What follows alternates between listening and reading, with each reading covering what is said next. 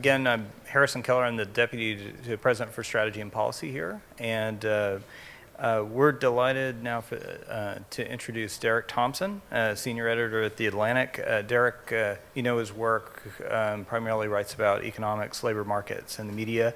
He's also a weekly contributor to NPR's Here and Now and appears regularly on CBS.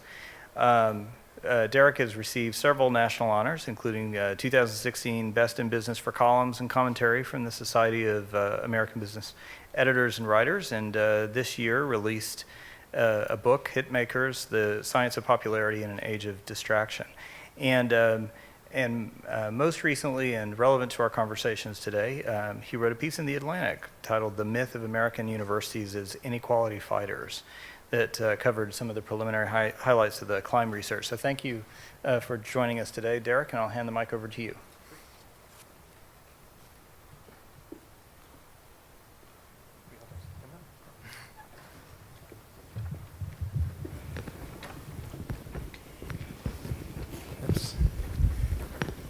Hi, everyone. I am so unbelievably excited for this panel to be talking to two intellectual heavyweights. And I want to preface by the briefest of possible preambles that typically when you have one of these panels and one person seems to be talking a lot more than other people, the audience can get a little bit skittish and wonder if other members of the panel feel diminished or awkward. In this case, David and I conferred and decided that the best way to get into this subject would be to essentially to yield the floor to Raj for the first 10, 15, You're welcome. 20 minutes to talk a little bit about his career, the mobility report cards paper, and the research that he's currently working on.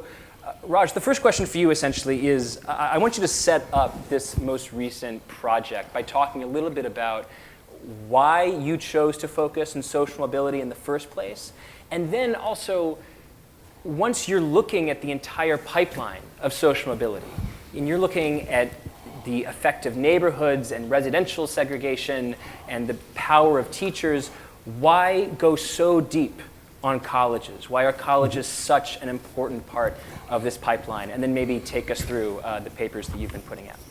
Sounds good. Thanks, Derek. And first of all, let me just say thanks to everyone for being here. As a researcher, there's nothing more inspiring than seeing your work having some impact on practice and thinking about ways in which we can really improve people's lives. And so I think there's no group better positioned to make a difference in higher education than the group of people assembled in this room. And it's really a privilege for me, John, Dave, and all the other researchers in the room to participate in this effort.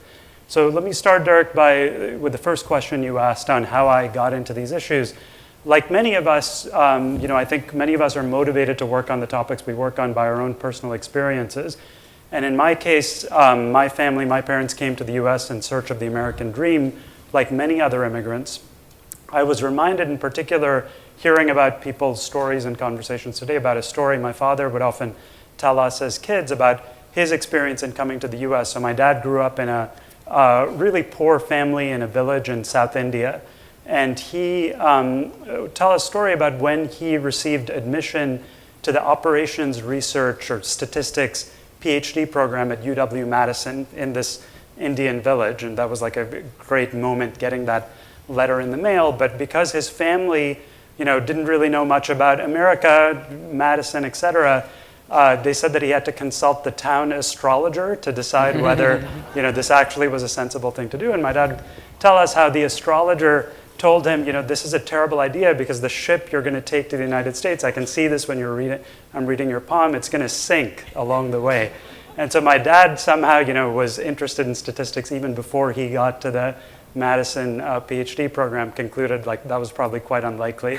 So he decided to go ahead anyway, and that's made all the difference in our family. I see that, in my own outcomes relative to the opportunities my cousins have had, for example, and I think many of us have experiences like that really show us the power of America, the power of higher education to transform our lives.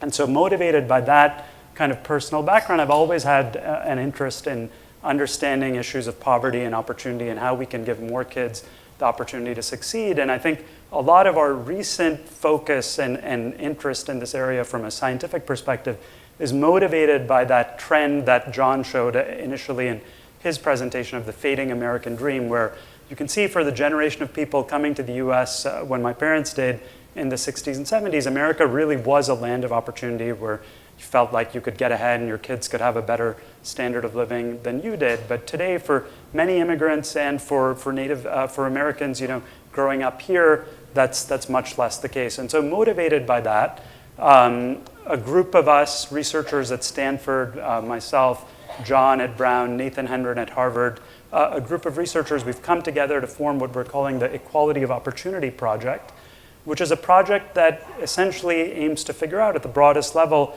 how we can reverse that trend and revive the American dream. And the unifying theme underlying the work we do in a team of about 20 people is to use big data and various interdisciplinary sort of methods. We work with people in sociology, education, economics.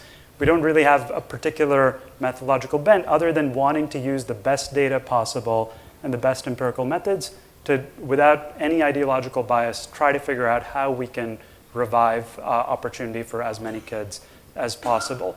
And I think we're really at an unprecedented moment in social science where the availability of the types of data that John and Dave were showing you, where we can link these large administrative data sets and look at information from tax records, social security records, and other work we're doing, use data from Facebook, for example, to look at patterns in a much more granular and precise way than was ever possible in the past, is really transformative. So my sense is social science and this sort of research and its impact on policy is going to change dramatically over the next decade, and I think we're really at the forefront of it with this effort.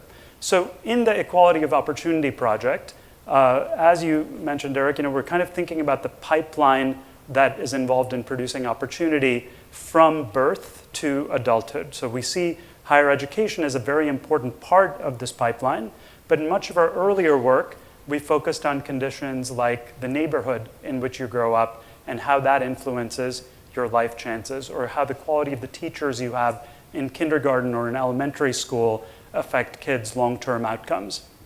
And so our sense from looking at this data is that all of these various factors cumulate to really greatly affect kids' long-term outcomes. Why are we focused on higher education in particular here? I think as many of us recognize, higher education is both a key force in this pipeline, but it's also importantly one of the key things that's manipulable. So when we look from a correlational perspective, if we look, for instance, across cities in America where we've computed statistics on which places in America have the highest rates of upward mobility, you find things like places that have strong family structures or a lot of social capital have a lot of upward mobility. So that is useful to know. But from a policy perspective, it's difficult to figure out how you manipulate those factors. In contrast, in higher education, we have the sense that, yeah, if we can figure out what works, and if we can make the decision that we want to admit more low-income kids to this school that's adding a lot of value, that is in the hands of people who are essentially in the room, right? There are college presidents and boards that can choose to allocate more dollars to financial aid or to expand one program relative to another. And so it's very actionable, and I think that made it an attractive setting for us to study.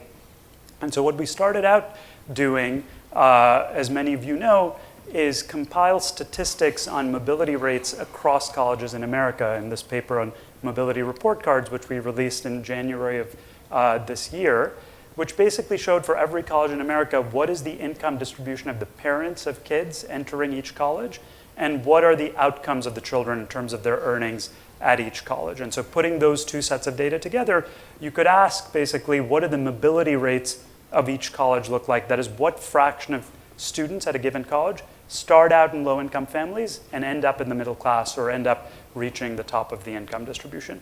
And from that analysis, which basically involved using data from the Department of Education and Treasury, combining those data sources, to release these now publicly available statistics on these colleges, we documented a set of facts that I think shed light on what really matters in terms of mobility. So the first fact, which is familiar to all of us, is that there is there's tremendous variation across colleges in terms of access. So there's some colleges that have more low-income students than high-income students, typically community colleges, and then there are other colleges, typically elite private institutions, where you have many more kids from the top 1% of the income distribution than you have from essentially any other part of the income distribution.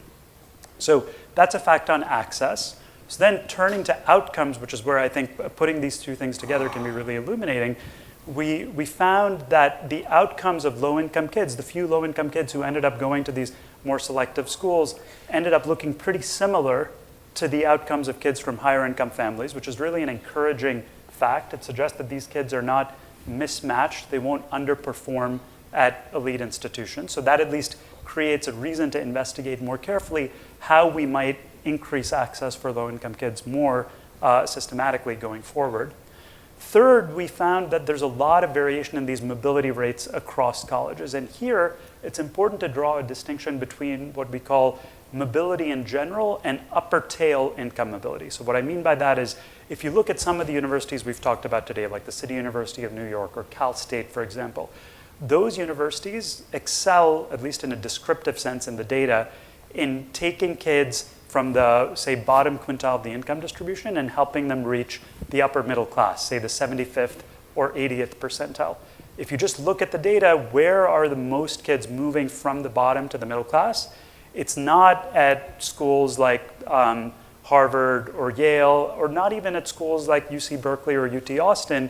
It's more schools like the City University of New York and Cal State and certain community colleges, for example. However, if you look at what we call upper tail mobility, that is reaching, say, the top 1% of the income distribution, or becoming an inventor as measured by having a patent, for example, or starting an influential business, the set of people who end up having those upper tail sort of outcomes are very heavily concentrated at schools like Harvard and Yale, at public flagship institutions.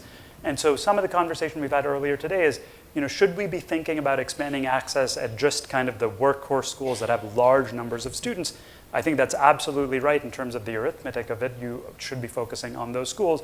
But if you want to think about kind of the people who end up being really influential, may have a lot of power in society, if you think about this from the perspective of democracy, it's very important to also think about access at the elite institutions or the flagship state institutions, even though the number of seats there is smaller. And then finally, the fourth fact that emerged from that work is a worrisome fact, which is that trends in terms of access at these institutions that are high mobility institutions are actually quite unfavorable. Despite the many successes we've talked about and the efforts people in this room are implementing to try to improve access, in aggregate, you actually see fewer low-income kids at high mobility rate schools today than you did 15 years ago. And that, I think, is particularly an alarm. It motivates the interest in our conversations today. So that gives you a sense of where we came from. What I want to just take a couple more minutes to do now is give you all a broader sense, building on what John and Dave talked about where we're headed, where we hope to be headed in partnership with all of you. So let me start again with the big picture kind of umbrella of the Equality of Opportunity Project, where CLIMB is one of the key initiatives that we're going to be focusing on in the next few years, focusing on the role of higher education. But more broadly, we're seeking to expand our work on the neighborhoods dimension, on other dimensions that we haven't explored previously. So for example, some of you might know in the past we've released data by county or by metro area on economic mobility. Next spring, we'll be releasing data on economic opportunity for every census tract in America. So you will be able to see neighborhood by neighborhood, what do kids' chances of succeeding look like, and what are the neighborhoods where we need to be focusing our attention in order to deliver a better pipeline of kids to colleges, for example, or ultimately to the labor market. As another dimension, a topic that's come up frequently in our discussion today, racial differences by race, racial disparities or disparities across ethnicities. Another study that we'll be releasing in a few months focuses precisely on that issue of comparisons in economic opportunity by race, something we haven't been able to look at in the past because we haven't had data on race, so we focused mainly on income disparities. But as people were anticipating, there's a very different story underlying racial gaps, very different from what we've focused on in the past on socioeconomic gaps, and I think there are some really important lessons there to be learned. Race is clearly a distinct and important issue to think about. Now, coming to what we hope to do in the context of higher education, as I said earlier, the mobility report cards work really raised more questions than it answered. We got lots of people asking us after that paper came out, what does this mean for my college in terms of how I can increase mobility rates? How can I improve my students' outcomes? How can I expand access for low-income kids? What should we do in light of these data? We're really interested. This seems fascinating, but what's the next step? And so that's what motivated John, Dave, and I to come together and say, let's take the next step. Often in academic research, we have a tendency to write a paper and not follow through to the next step of implementation. And we really felt passionate about trying to go further here. And we felt that the key to doing that was to bring in additional data, in particular data from individual colleges that would allow us to see information on the set of kids applying to each college, what their outcomes were within that college for admitted students, which we could then link up with the tax and census data that we're working with to look at long-term outcomes. And then importantly, also data from places like the College Board, which could give us important information on testing data at a national scale and additional information on sort of what the applicant's file looks like. And so what are we hoping to do with these data? You saw a couple of illustrations in John and Dave's presentation. Just to summarize at a bigger picture level, where we hope to go with this, I think of this as it's sort of two different buckets. So the promoting success bucket and the increasing access bucket. So let's start with the promoting success or improving outcomes bucket. So the first step, we think, in this analysis is to identify what President Fembas in his remarks yesterday night called the treatment effects of each college, or what's the value added of each college. So what we've documented so far is just how well kids do at some colleges relative to others, which reflects, of course, a combination of the set of children who are being admitted, so the selection of kids who are entering each college, and the treatment effect, that is the value added that each college has or each program has for a given kid. Our vision is that by combining all of the data you all have with the tax records and with the College Board data, we are going to be able to systematically identify the treatment effects, not just each college, but specific programs within each college. You saw an example with the SEEK program at CUNY, for instance. And moreover, the treatment effects by students. So maybe some colleges are particularly helpful for kids from low-income backgrounds, for minority kids. Other colleges are more effective with other types of children. So that I see as kind of step one. Now, what's really important then is to ask, what is the secret sauce that sort of makes you have better outcomes in some programs relative to others, and how can we replicate that in other places? Or even short of that, how can we potentially expand the programs or channel more students, more low-income students in particular, to the high value-added programs? So I think that's one set of issues on how we can promote success more effectively, and the data we're talking about putting together with your partnership is absolutely critical for making that happen. A second set of issues is on increasing access. So let's say we've identified a given college X as a high value-added school that's really helping low-income kids succeed. It's really important to then figure out how can you get more low-income kids to attend that college. And when I talk to the dean of admissions at Stanford, for example, or at other colleges, often people express the concern that, yeah, we're committed to this issue. We want to admit more low-income kids, but we just can't find, with the metrics we have, adequate low-income kids a supply of low-income kids who we think will excel here. And so our vision there is, by using information from the College Board and other sources, we will look at the students who ended up being successful in the long run. So take a set of students who say, were not admitted to your school in the past, but we can see in the tax records ended up doing really well in the long run. So you sort of wish ex post you had admitted them. What characteristics did these students have in their applicant file? Do they tend to come from certain schools? Do they tend to have a certain profile of SAT scores or ACT scores? Do they have certain kinds of extracurricular activities? What kind of information might you be able to use as a school to identify more of those diamonds in the rough? And our hope is, by combining those two sets of results, we will be able to help colleges basically enhance their impacts on upward mobility and ultimately solve a big piece of the puzzle in reviving the American dream. So hopefully that's useful as setting. Well, that was magisterial. Thank you. David, talk a little bit about College Board's involvement in this. What about this project motivates you most, both at an organizational level and at a personal level? What are the questions that they're asking to which you are most desperate to know the answers? Well, most of all, the College Board was founded because social mobility was at risk, that colleges got together because they were recruiting from a very small pool of applicants and recognized that threatened our democracy and had the audacity to act in concert and create the College Board. So at the center of our mission is what, Raj, what your life has brought you to, which is the American dream is under great threat, the ideal of social mobility. And I just want to first say, like as a matter of College Board policy, to speak formally before I speak personally, we will consistently and in a sustained way support these efforts, period. We're here for the long haul. We will share data with the full support of our members. We will encourage our members to be involved. We will collaborate, and our research team will be co-partners in this research going forward, which I have directly as guidance from my own vice president of research. Not my decision alone, their happy decision. But on a because this is essential to our mission, solving this problem. It is at the heartbeat of it.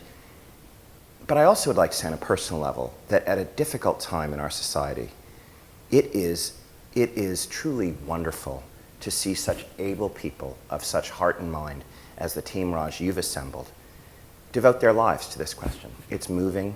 I believe in you. I believe in supporting all of you. I wondered, if you don't mind, whether John and David, whether my own research team and the women and men that work with her, Jess Howell, the College Board research team, if James Kval, who will so ably take over TCOS, you are some of the most impressive people I know. Would you please stand for me, please? I am here because I believe in you, and I think you're amazing, and we'll do all we can to support you. Because no great thing has ever been done unless a small group of highly able people decide to band together and in a sustained way work on it. So that's the deepest reason I'm here, to propel this forward any way I can, any way we can. And the core of our work at the College Board is a little bit more about what happens in high school before you get into college. So I'll just talk about that briefly, a couple of patterns we're seeing, and then Raj, if it's cool, and Derek, I have 3 or so questions about different segments of higher ed that I'm dying to see answered, so I will leave you with those 3 questions.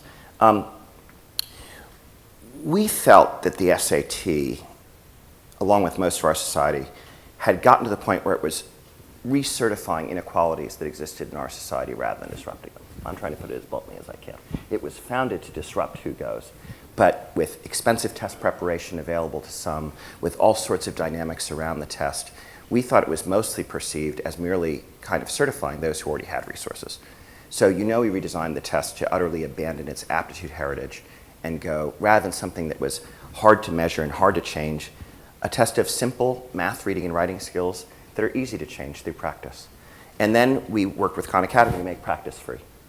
And what I want all of us to observe after that happened is the way adolescents responded to that call, because that's what gives me hope. 5 million kids have signed up for that free practice. We have analytic findings that on average, those students who devote 20 hours to such personalized practice grow on average 115 points on the 1600 scale, more than twice those who do not. I want to be clear, those are not purely causal findings. To do that, we have to understand the role of motivation much better and other factors. But what's great about this is we don't look at motivation as a confounding variable. We're looking at how can we inspire a whole greater set of students to practice and be motivated in this way. And we're looking at all sorts of incentives to do that. There are 16,000 kids in this country who grew more than 200 points on that scale. And it is very moving to watch adolescents respond and claim their power.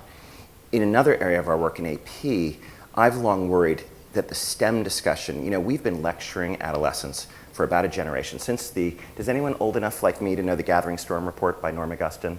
Our country's going to suffer, we should all do STEM. And you'd think that if you're all economists, why, when you say to adolescents, you're going to be rich, just do STEM, you'll get a great job, you'll be a happy person?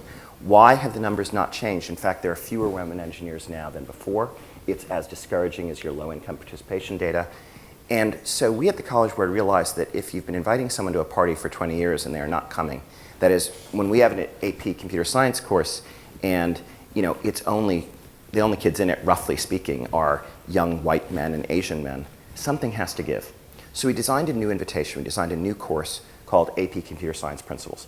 That course does not say, would you like to do advanced grammar in a language you're not interested in, call that Java, which only appeals if you're already interested.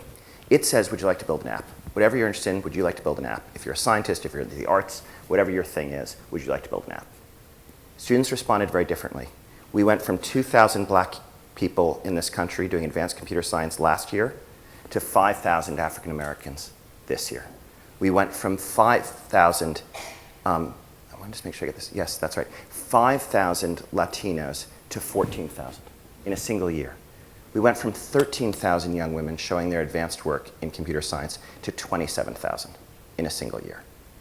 That's what's at stake in changing who you invite and how you invite them, it seems to me. So we could not be more interested than disruptive possibilities in changing the opportunity pipeline. You may know that we also invest heavily in the College Advising Corps, in any effort we can make to get low-income students to apply broadly, to spur them to apply, whether that's fee waivers or any incentives. We're investing in virtual advising. You may ask rightly what this has to do with our bottom line. You are right to ask, because it doesn't. Because it may not be in our economic interest where kids go to college, but it's at the center of our mission, that they make far better choices. Now to turn to you and the kind of questions that I'm dying to learn about research, through research. One of them is about transfer policy from community colleges. We are very interested at the College Board that there are large numbers of very able young people who choose community college, but also could have chosen a selective college. And we think those students could go anywhere and should go anywhere after their time at community college. And by the way, it might be a heck of a lot cheaper if their credits transferred the right way and offer many avenues towards excellence. And I would say it is my strong belief that the best of them could go absolutely anywhere. So why isn't it time that the walls come down? Why not broadly across this country do we not let the strongest of community colleges earn their future and go where they can? So that's question number one. And does your data, when you say there may not, when colleges say, you don't say this, Raj, but I do want to point out they can't find, that it's so hard to find these capable kids, why are we not looking at the best of community college students if we're truly searching for such young people? Number two, in terms of large publics and the public flagships and their incredibly powerful networks of schools, you've shown today good news about UT Austin. We've talked about UNC and the Covenant. We've talked about the University of California system. But unless I read your data wrong, which I would love to be corrected, there are enormous gulfs in the role of large publics in their states. That is, the proportion of the bottom 50% of income is radically different across these states. I don't think that's because, forgive me, those of you at those ones that overperform in this area, that there are kinder, better people running those institutions in California, in UNC. It does have to do with Carolina Covenant. It does have to do with policy decisions in California. How do we, for Republicans and Democrats alike, make a viable policy set of imperatives that allows public institutions to everywhere? Or am I wrong? But wouldn't that be an incredibly urgent, given the numbers at stake here, to create more public systems and give them the power and resources they need to be like the University of California in their effects? And then third, to be a little hard-hitting, you have a line in your report. You say that the elite, there is not one of the Ivy Plus colleges, I think about 11 colleges in all, where there is a substantial share of poor children from this country, from the bottom 50%. I want to think bottom 50%, guys. I want to be as broad brush as possible, because the fact is, in your paper, how many times is it more likely for me to be in those colleges if I'm in the top 1% versus the bottom 50%? It's under 70. 70-something percent. Yeah. So I just want to pause over that statement. So if that is so, that it is 77% more likely. 77 times. The More. line, 77 times. the sentence is, children whose parents are in the top 1% of the income distribution are 77 times more likely to attend an Ivy League college than those in the bottom income quintile. And I want to remind us as we note that data that we all remember that they are disproportionately able at one thing, which is staffing what you called the high tail, the upper tail elite, because there's a deep issue of fairness. So to me, I've been trying to think about this analytically. There are only 4 possible causes for that truth. One is there are not enough talented kids, even for the small subset of kids who meet their standards. So the kids are not there, because the advantages of wealth in developing merit are so profound. Number 2, you can't find them. We recruit them, they are there, but they cannot be seen by us. Number 3, we can't afford them, though we'd have to be cautious in saying this publicly given some of the endowment sizes we are discussing. And number 4, our seats are too precious and claimed by others. That is, given the people who have that the most precious asset of these institutions is not financial aid, but the seats, who gets to sit in these colleges. I'll tell you one thing. I am very interested in an analytic exploration of these 4 areas and a careful look at them. The College Board will support that entirely. But I will tell you, I think the likely conclusion is that the SAT must reassert its role to assert merit over privilege. That is, I think it is highly unlikely that any analytic effort will show that sufficient merit does not exist in the bottom half of the American population to be well represented at our top schools in America, period. And it is time to show that, to confront that, to do anything we can to help our members have the resources and they need to make those decisions. That's just one man's view. But I want to understand how your research will prove or disprove that and force the question, at what point, as we ourselves think of a sector, I want to kind of challenge the audience here. There's a startlingly good news quality to this research, in my humble opinion. It shows that college is the one large-scale technology, God bless us, that transforms trajectory, that overcomes the power even of race and class in the society. That amazing data, the funnel showing, I mean, it's so beautiful to watch. Despite the disparities coming in, that UT degree evens it out at the end, and they get to the same income. It's almost a fairy tale. That's the promise of this sector. But knowing that there are fewer low-income kids, a lower share of them in this sector than 15 years ago, something is very badly wrong. And so my question is, how can we seriously, and if it's a matter of resources, I don't think it's a matter of mere ethics. What are the policies, what are the supports we need in place to change that if we're going to re-earn our mantle as a source of social mobility? Raj, if you'd like to respond to, Good luck. I'm particularly interested. Right. Well, let me rephrase an element of the question. I'm interested in 2 things. First, what is a methodologically sound way to prove an assumption in David's case, which very well might be true, which is that there is this untapped population of extremely talented low-income students who aren't attending flagship public universities, elite universities. What is a way that the data could represent that, number 1? And then number 2, what is a smart way of proving that the effect of successful schools, like the UT, like in the graphs that we saw here, that effect is not merely a talented admission staff, which is just getting some incredibly brilliant low-income minority students who are potentially inevitably going to succeed, or merely the sheepskin effect of going to work in the state of Texas with a UT degree is such a powerful imprimatur that it doesn't matter what the education is behind it, you're going to get that $55,000 salary upon graduation. Mm-hmm. What are some ways that your data can show us both this, the population of talented low-income students and the true value add of these institutions? Yeah, absolutely. So first of all, David, I really appreciate your comments and the College Board's support in this effort, which I think is just going to be critical.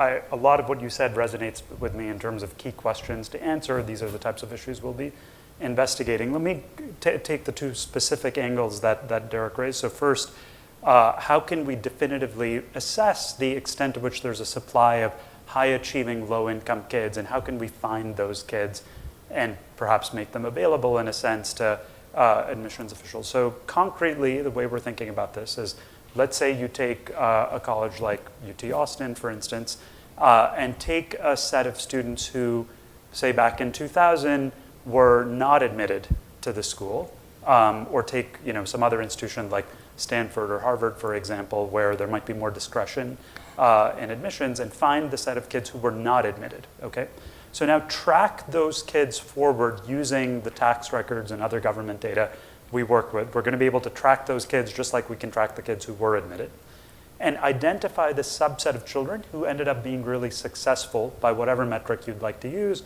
for success. So we've been focusing today on earnings as a measure of success. We all know that earnings is not the only measure of success. You might think of other measures of accomplishment. Are you contributing to society in other ways? For instance, have you become an influential scientist or working at an important nonprofit? So there are other things you might be able to measure in the data. So settle on some measure of upward mobility and identify first the subset of kids who look like they did really well despite not getting into, let's say, an institution like Stanford. Now, let's make the assumption, which I think is reasonable and that Stanford would presumably like to make, that those children would have done, if at all, better had they gone to Stanford instead of going elsewhere, that there's some positive value added of the institution. Then those are sort of the mistakes that you made in admissions, right? Those are the kids you sort of wish you had admitted. They ended up doing really well, and particularly we can focus on the kids who came from low-income backgrounds and did really well. And so you wish ex post you had admitted those kids. Now, obviously, that information in and of itself is not that useful because it's too late. You can't do much about it now. But what you can do is going back to data like the College Board data and other information in the application files of these kids, you can ask, are there certain systematic characteristics that predict these types of false negatives, these types of mistakes? Do these kids tend to come from certain types of schools? Do they tend to have a particular type of SAT scores? So you might think, for example, that higher income kids, because they get to retake standardized tests or have more prep, end up with higher test scores than lower income kids. So is there a way you might be able to adjust their test scores or adjust for their background so that you pick out more of these diamonds in the rough, essentially?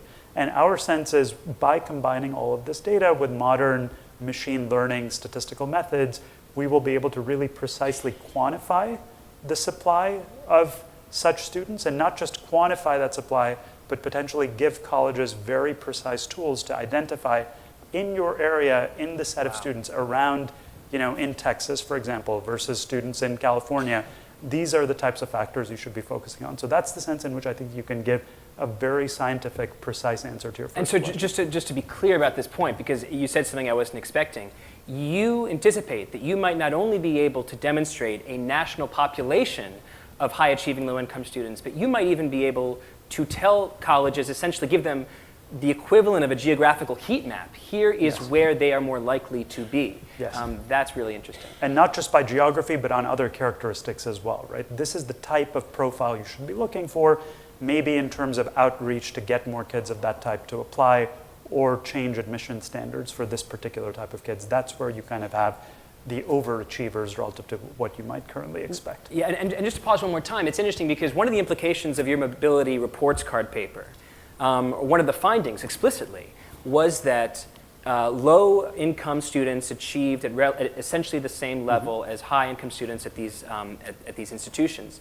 That suggests to me, we were talking about this a little bit earlier, it's unlikely that admissions departments in the US are so good that they batted 100% and have selected only those low-income, high-achieving students that would earn at the same level as their higher-income peers. And they just batted 100%, there's no one left. It is much more likely that even if admissions departments are staffed with brilliant, brilliant people, that they batted at some percentage less than 100%, let's say 80, 60, 55, in which case there are thousands more of these students who are out there. That seems to me to be an almost explicit implication of the research finding. Yeah, I think that's right. I mean, I think the question, nevertheless, is how do you identify those kids? And I completely understand that it could be difficult to identify those kids. There's a lot of noise in this process. There are lots of considerations. So, I think that's why this type of empirical quantification is useful. It also connects, Derek, to the second question you raised. When we see this pattern that outcomes at UT look just about as good for low-income or minority kids as higher-income kids, is that showing you that UT has a really positive treatment effect on those lower-income kids? Or is it about selection? And so, David, this relates to some of the issues you were raising earlier as well. You asked, how can we definitively establish that there's a positive effect of attending these institutions or a particular program? So again, to give you an example, you might use something like an admissions cutoff where some group of very similar kids barely got into UT versus didn't get into UT, and you're able to compare the long-term trajectories of those two sets of children to isolate the treatment effect of attending UT as opposed to the ability to select really talented kids. So that's the type of analysis and variants of that we'd hope to do. And there are simpler approaches, just to say it. So for example, we'll be looking very carefully about and I imagine my colleagues at ACT would be similarly interested in, we'd be glad to look at the bottom half of income in this country and show you lots of kids who do very well in our instruments, just to say it, because that would already give you pause. I just want to be careful, Raj, of not getting too exquisite in the face of the astonishing conclusion that there are not enough kids who could thrive at our best colleges in the bottom half of the American human race. Because what I fear about that is an overly precious view of merit, and I think it's important for me to say this as a College Board president. For example, if you argue in the top 1%, like let's say there are enough high-scoring kids, they'll do great at these institutions, and I know they are. Or let's just say before my research team confirms it, I have a strong predilection to believe it. Then you might say, well, they might not have quite the span of extracurriculars. But you know what, guys? I think we should really reconsider on the Common App for college that there should be 3 boxes for extracurriculars, not 12. There should be space for 3 things you are devoted to. We only have evidence at the College Board that one thing outside of your academic work that you have a sustained commitment to changes your likelihood to succeed in college. Why have we created this unproductive arms race of busyness at adolescence?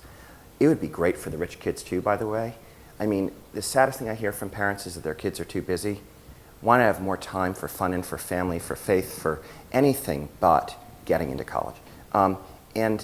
And those devotions might be things like your family or work that you do over time, by the way, not necessarily an activity you pay for.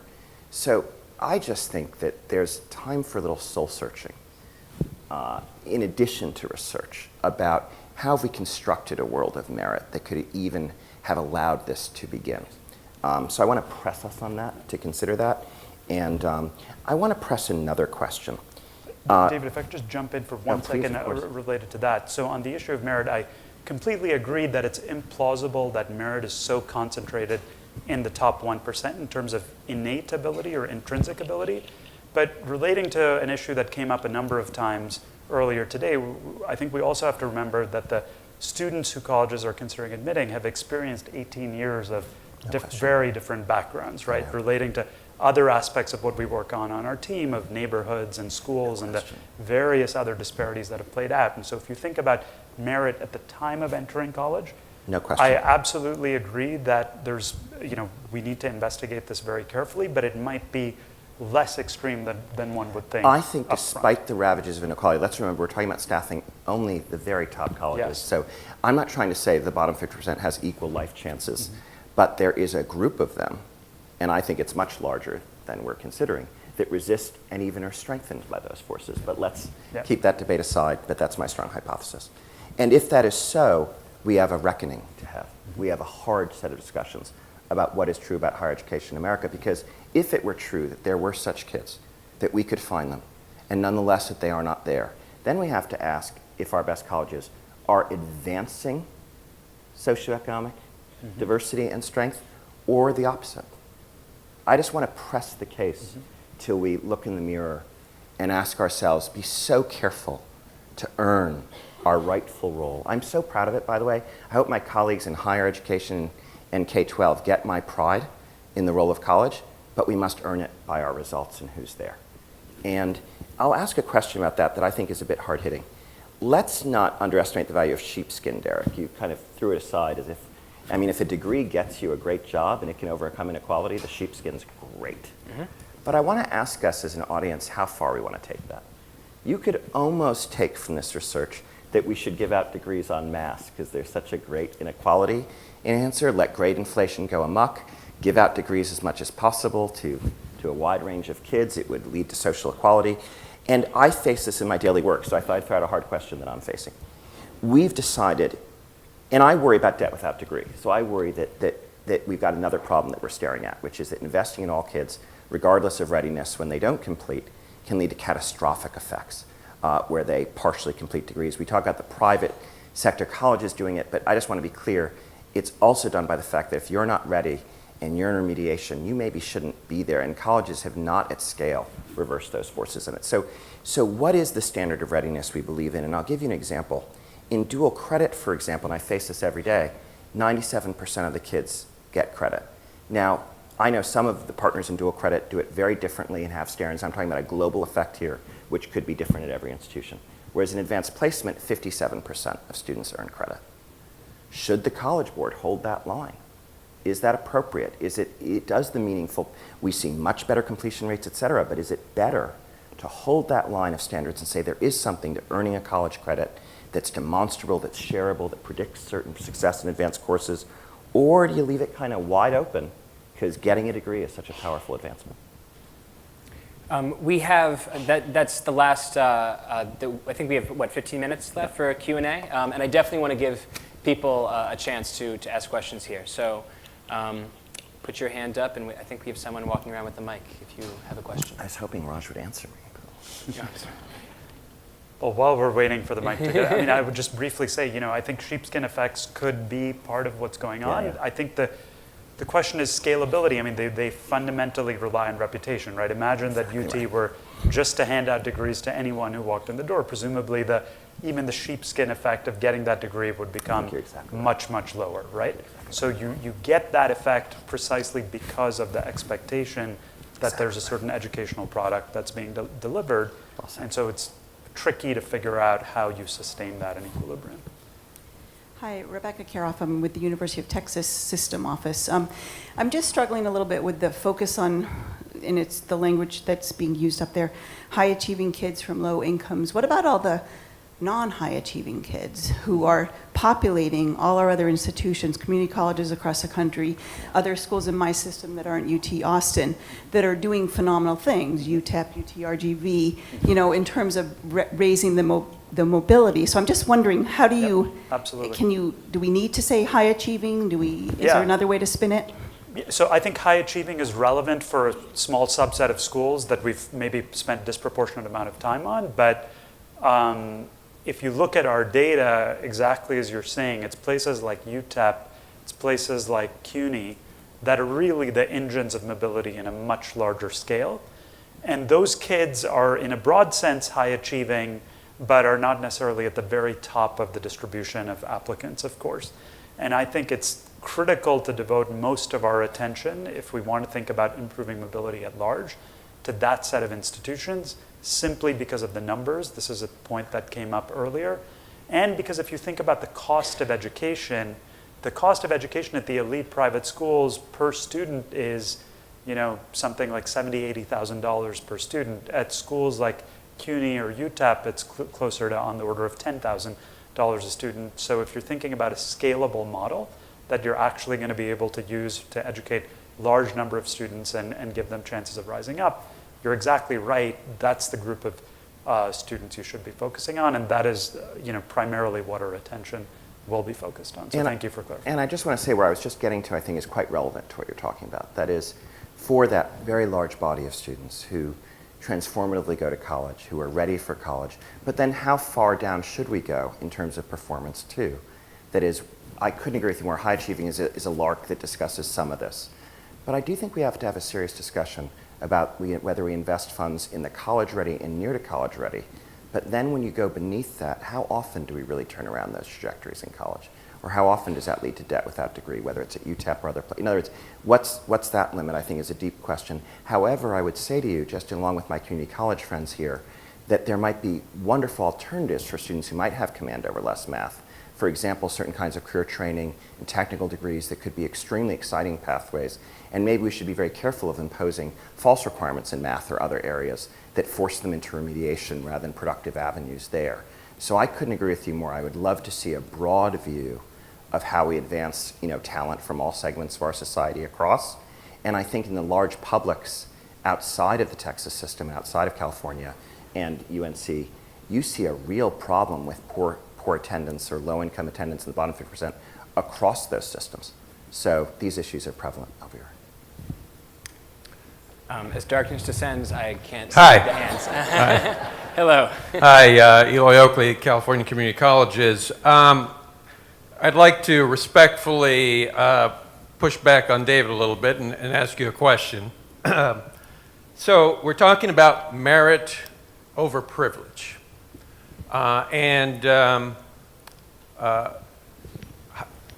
We talk about the tests that we assign to students to try to measure merit. But inherently, high-stakes tests rarely show that we are truly measuring a student's potential to succeed in higher education. So are we really changing the game, or are we just smoothing it out a little bit? And I applaud you for partnering with the Khan Academy and doing everything that you're doing. But until we find a better system or better way to measure the potential of every student, we are still sorting students, whether we want to call it that or not. We are sorting them, and we are determining who goes and who doesn't. And my final point is, you mentioned transfer. Well, I'm going to use my daughter as an example. She was college ready. The light is blind. She was college ready to go to Cal right out of high school. But the pressure and the challenges of trying to score high enough on the SAT to get into Cal just completely blew her away. But she transferred to Cal. Yeah. She's the same person, Yeah. doing quite well at Cal. Yeah. But we decided that through the high stakes exams that we give these students, we're creating a sorting mechanism. So how do we get beyond that? Yeah. These are deep questions, and I don't want to take too long in answering your profound questions. Let me just say a quick word about what I was saying about privilege over merit. What I was trying to say is that at least use the SAT for one ancient purpose, which is to scandalize the idea that there are no talented kids at the top. That's particularly what I meant with that sentence is if our colleges are saying there are no such kids, but for in the top 1% of income, a small service we can offer is show a lot of high-scoring kids across the income spectrum. I didn't say that because I prefer it as the standard of merit. I preferred it as a source of questioning. Am I making sense? Then grades and other things should be looked at. Of course, I'm not trying to say I've never been anything but for whole admissions, and just to be clear, that's what I meant in that regard. You're asking a different question, which is, can instruments like the SAT ever be ethical in being part of the admissions process, in a sense? I think am I correct in a deeper way? And despite my efforts, you're still deeply concerned about their role in young people's lives. And I just want to say I think about it every day. So I don't want you to feel you're alone in worrying every day about unproductive anxiety and what I can do to heal it. My sense of it is this. I think assessments like the SAT, unchecked and too dominant, are entirely corrupting. So if anyone asked to rely on them alone, I would say it's wrong. But I do fear similarly about grades unchecked by any standard measure like the SAT. Because we're finding in wealthier schools, grades are rising while SAT scores are not. And it's disproportionate. It is by income. So in public schools, you see that the least effect. So grade inflation, to me, is the other specter we have to be cautious of as we move away from a standard assessment. And I've told you what I said about dual credit. You know what I mean? In other words, without the objective standard of earning a 3 or better on AP, 97% wind up passing rather than 57%. So I don't want to dismiss your principled concerns, because I take them quite seriously. And I'm trying to every day reduce unproductive anxiety with a productive sense of confidence in practice. And I believe that the false intimidations of these instruments are destructive. For example, one of the worst things the testing industry has done is to confuse quick and smart. And so we've added 47% more time for question, but we're part of the way there. But these are the kinds of things that obsess me. So I agree with you, but I want you to worry along with me too about what a pure reliance on grades would truly do to the most poor and deserving as well. Hey, I won't disagree. The only thing I'd say is if you look at community college transfer, we rely on grades. Yeah, no, I hear you. I'm worried about grade inflation at lower levels of the system, sir. We should keep talking. If I could just say a quick word on the second question on transfers. I mean, one of the things we see in our data is that California community colleges in particular look fantastic in general on mobility rates. And our sense is that might be precisely because of transfers. And so one of the things we hope to dig into in this next round of research is understanding how much of the effect we're seeing is through transfers and what implications does that have for expanding transfers in other community college systems in other states. So I think you're hitting on a critical issue that resonates very much with the data. Right back there, please. Oh, I'm sorry. No, right there. Hi. I'm curious about how you are going to think about or account for, as you identify schools that are sort of overachieving in taking low-income kids and their social mobility, how you will sort of account for where those schools are located and what the role of the actual labor economy that they're in. And I ask that because I think that one of the things that gets missing from this conversation often is just literally what's up with the job market, what's changing with the job market, where the job market is strong, and if we're talking about why people in rural areas, are like against higher education or whatever, and because going to college means your kid is gone, like the way in which our society is becoming that we provide opportunity for people in urban areas, but not other places. Yeah. So how you take account of that? Excellent question. So, that gets back to what the limitation of the analysis we've done so far. So you see, for example, that some of the colleges with the highest mobility rates are in places like New York, or the best outcomes for kids. And so, that's perhaps not surprising because of the availability of jobs in New York. So I'll say two things on that. So first, even if you look within the colleges in the New York area, there are lots of colleges that are lower mobility relative to places like CUNY. So it's not entirely a labor market effect. In fact, most of the variation is within labor markets.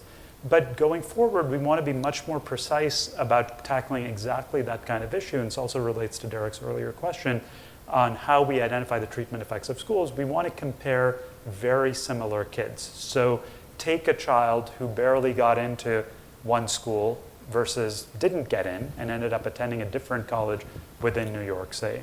That gives you more of a controlled experiment where you can compare two kids who had very similar options, came from the same city, for instance, and so you're comparing apples with apples, essentially, and can isolate the effect that attending a particular institution had. So the broader idea here is to develop statistical methods that we can use to identify those types of carefully controlled treatment effects across all colleges in America, some of which we might have these kinds of cutoffs that allow us to compare kids who barely got in versus kids who didn't.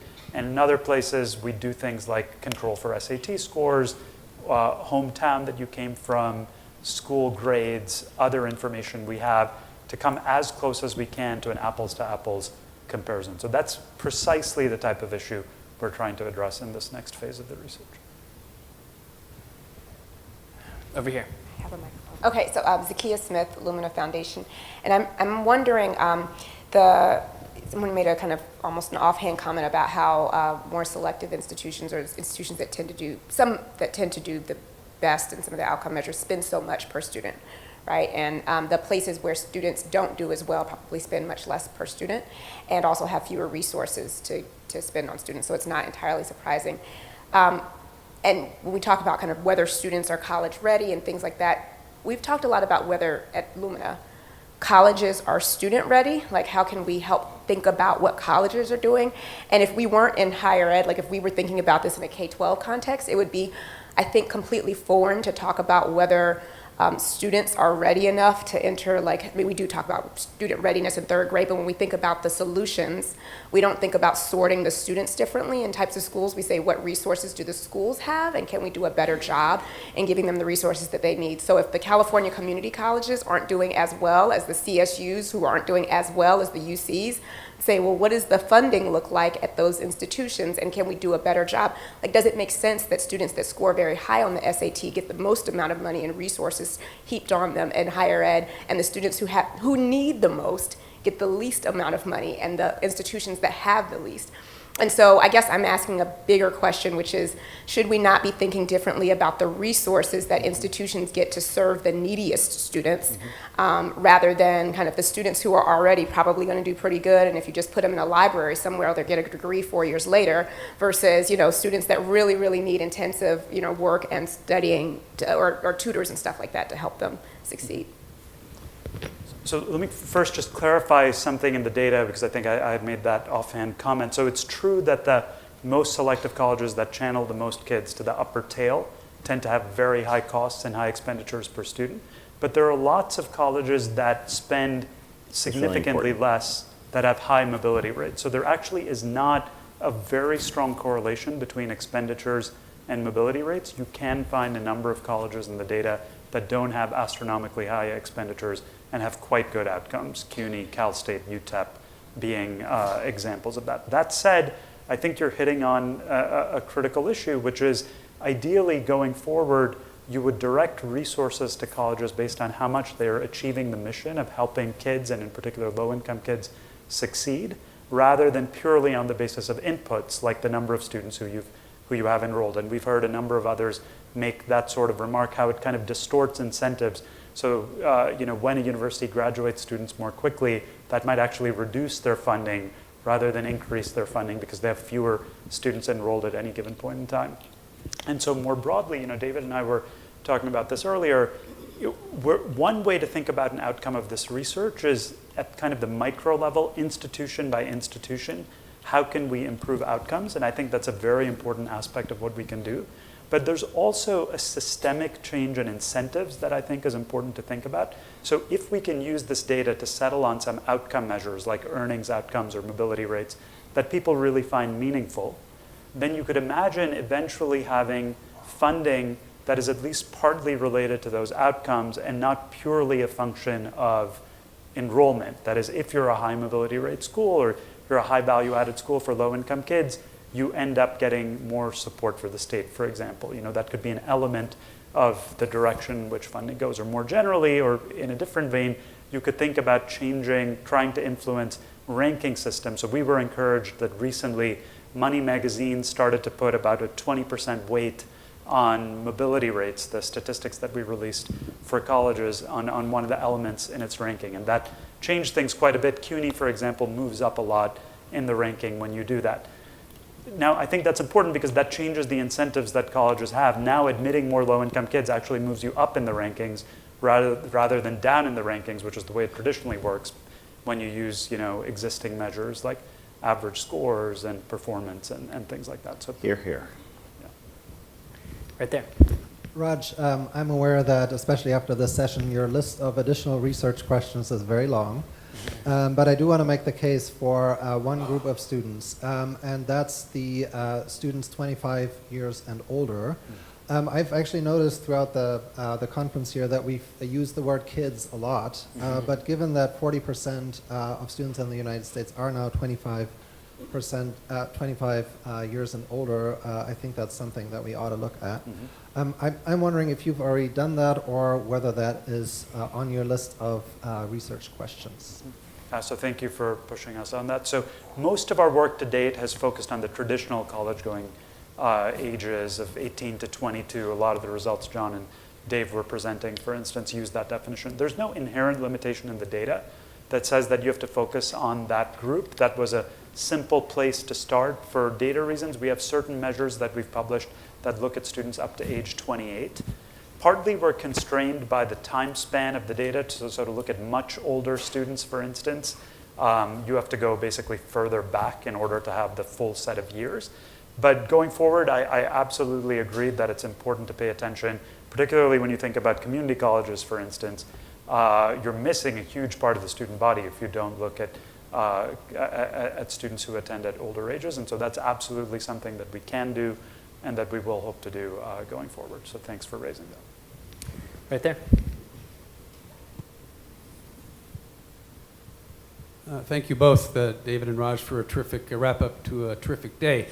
Raj, a quick question about your research. Those of us in the field have a tendency to simplify or want to oversimplify important research like yours. But bear with me, to that end, as we depart here today, what's the single metric, the single marker in your research that college leaders, state leaders like me can use to gauge the success on upward mobility? For example, I'm on your website, Glendale, shout out to California, is ranked very high on a mobility rate, but then later there's an overall mobility index. It gets confusing. Can you, what one metric should we leave here with? If I had to pick one number, I would pick the mobility rate. So what is the mobility rate? The way we've defined it is what fraction of kids in your student body came from a low-income family, in particular from the bottom quintile, and ended up at a high-income level, that is, ended up in the top quintile. So if you've got 100 students and 10 of them started out poor and ended up rich, your mobility rate would be 10%. That's the kind of number you see at a place like Glendale Community College in Los Angeles, which is the example you just gave. It's a very high mobility rate because you're taking lots of kids who started out poor and helping them reach the upper part of the income distribution. Why is that an attractive statistic? Because it combines the two key ingredients that we've been talking about throughout this day: access and success, access and outcomes. If you just look at access, then you can just admit a lot of low-income kids and have very low completion rates and poor outcomes, and that doesn't really win the battle in terms of increasing mobility. And if you just look at success, which is actually what I think people traditionally do, like kids at this college seem to do really well, then you go completely in the other direction where there's no particular force to admitting lower income kids. And so these are two different measures that are critical ingredients in thinking about upward mobility. You can combine them in many, many different ways. Essentially what this measure does is it multiplies the two of them. So you get more credit if you're good on both access and success rates, which is what constitutes the mobility rate. And that's the statistic that Money Magazine has included in its ranking for precisely the reasons that I just described. So while I wouldn't want to distill our research to one number, I recognize that that's often necessary, and that's the number I'd encourage you to use. Just a quick question, because I remember that page of the appendix, but I did not memorize it. Shame on me. By that definition of the mobility metric, it suggests that a school of 100 that delivers this outcome for 10 students is of equal quality to a school of 50,000 that delivers that outcome for 5,000 students. Because it's in percentages rather than in counts. Right. And so, that's a scaling choice, right? If we just did it in terms of numbers, then you'd end up with the Ohio States and Arizona States automatically sort of at the top of the list, because if you're a relatively small college, you just simply don't have the number of students. So we felt you should norm things relative to the population of students that a college is actually working with and say, for the number of seats you have, how are you contributing to economic mobility? A separate issue is that some colleges are much bigger than others, which of course we should keep in mind as well. Right. Do we have other questions? One I'm here. sorry. Oh, yeah, there's lots of backlight. Hi, Carolyn Conrad with UT Austin. Have you done any research about looking at the amount of financial support that's given to these low-income students? We have plenty of fabulous students who can't afford to come here because we don't have enough financial aid, we don't have enough scholarship dollars. So it's one thing to have those students who go to Harvard who get full rides. Of course, that helps a lot. So I don't know if you've been able to, or if you have the data to say, well, if we give them an extra $5,000, Right. we give them the percentage towards that cost of attendance. Right. So there's other excellent work that's been done, for instance, by Dave Deming, Sue Donarski, others who are here on exactly that issue, suggesting that tuition changes, as you might expect, intuitively do matter in many cases. One thing we find in our data, which is a note of caution, because you mentioned the Harvard example, is that many of you will know that over the 2000s, many of the top private institutions cut tuition, essentially gave lower income and middle income students free rides to attend those schools. And we can look in our data what happened to the fraction of low-income and middle-income students at those colleges over the past 15 years. And the surprising fact is actually the number of low-income kids did not change all that much at those institutions. At Harvard, it went up a little bit, but our sense is much of that might have come at the expense of places like Princeton and Brown, and essentially the students were shuffling between these elite private institutions. And so my own sense is that tuition is obviously central. If it's completely unaffordable to attend UT, then many kids are not going to be able to come. But it's not adequate to have low levels of tuition. You need additional support. You need outreach to actually get kids to apply. And then you need kids to feel included and feel supported once they're here. So some other work we're doing, we're working with Facebook data to look at networks and look at how kids are connecting with each other at colleges, in neighborhoods, and other institutions. What you often find is even once you show up at a place like this, kids from lower income backgrounds are more disconnected from the network, and that can be predictive of dropping out and things like that. So I think money matters, tuition matters, but it's a first step in a broader, more complicated puzzle. And just you all know it, but to say it again in a clear voice, advice matters so much by a caring adult or near peer. And because the perceptions of finances and the perceptions of these choices, the poorer you get, the worse they are in terms of kids getting a reliable picture of the investments and what college pays and what will return. I know you know that, but it's one of those, it's interesting, as unfair as we thought costly test preparation was, we've now come to think that the inequalities of advice that kids received, or at least as moves us to action, and so we've been putting a lot of energy into that, getting better advice to young people so they can make these calculations. Absolutely. And their families, of course. And adults. At some point, we're working on it to get there. Do I see one more? All right. Thank you both so much, and thank you. Thanks, Derek.